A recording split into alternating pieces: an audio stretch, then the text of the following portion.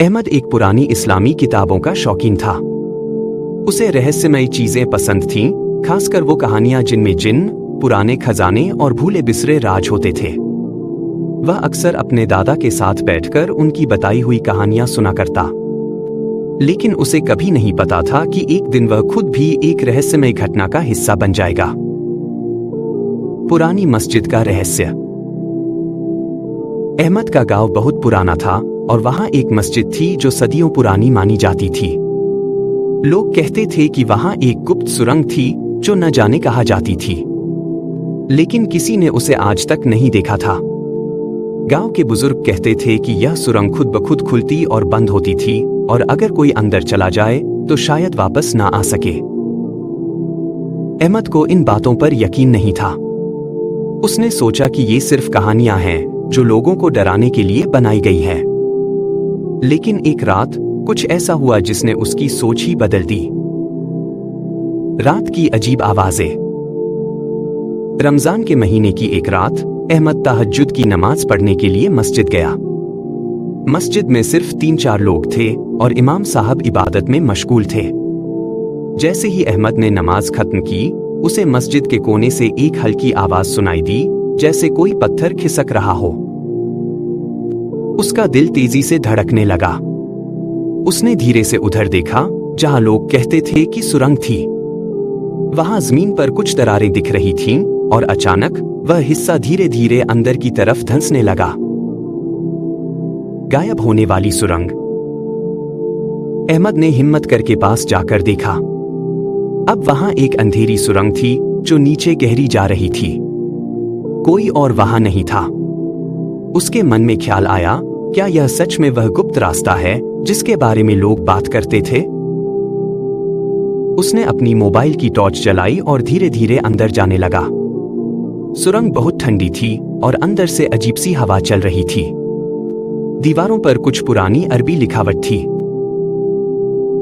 या अल्लाह, यह जगह कितनी पुरानी है, अहमद ने सोचा। जैसे ही वह कुछ आगे बढ़ा, उसे लगा कि पीछे से सुरंग बंद हो रही है। वह घबरा गया और भागने की कोशिश करने लगा, लेकिन अब वहां कोई दरवाजा नहीं था, जैसे सुरंग कभी थी ही नहीं। रहस्यमय शख्स। अहमद अब पूरी तरह घबराया हुआ था। उसने आगे बढ़ने का फैसला किया क्योंकि पीछे जाने का कोई रास्ता नहीं था। कुछ दूर चलने के बाद उसे हल्की रोशनी दिखी। वहां एक बूढ़े आदमी की परछाई थी जो कोई किताब पढ़ रहा था। अहमद ने हिम्मत करके पूछा, आप कौन हैं? वह बूढ़ा आदमी मुस्कुराया और बोला, मैं वह हूं जिसे लोग भूल चुके हैं। मैं वह हूं जिसने इस जगह की हिफाजत की है सदियों से। अहमद की सांसें तेज हो गईं। क्या मतलब? और यह सुरंग कहां जाती है? बूढ़ा आदमी बोला, यह सुरंग सिर्फ उन्हीं के लिए खुलती है जो हक की तलाश में होते हैं, लेकिन बहुत कम लोग इसे पा सके हैं। तुम्हारी नीयत नेक थी, इसलिए तुम यहां आए, लेकिन अब तुम्हें साबित करना होगा कि तुम इसके काबिल हो। इम्तिहान की घड़ी। अहमद ने घबराकर पूछा, कैसे? बूढ़े आदमी ने एक पुरानी तांबे की प्लेट अहमद के सामने रखी, जिस पर कुछ कुरानी आयतें लिखी थीं। अगर तुम इन आयतों को सही से पढ़कर समझ सको तो तुम्हें बाहर जाने का रास्ता मिल जाएगा। अहमद को कुरान पढ़ना आता था, लेकिन ये आयतें बहुत गहरी थीं। उसने धीरे धीरे पढ़ना शुरू किया। अल्लाह ही हर चीज का मालिक है और वही हर राज को जानता है। जो सब्र करता है उसे रास्ता दिखाया जाता है।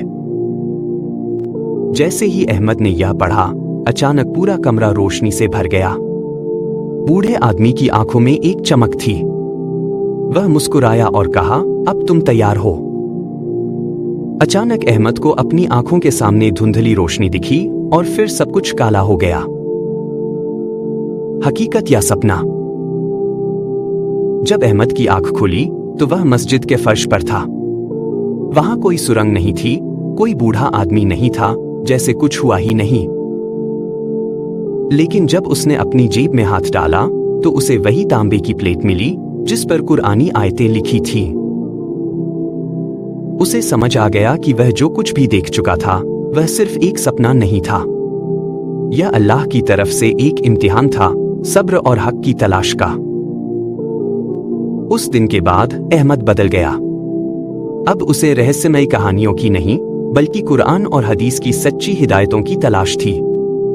और शायद यही उस सुरंग का असली मकसद था, उसे हक की राह दिखाना।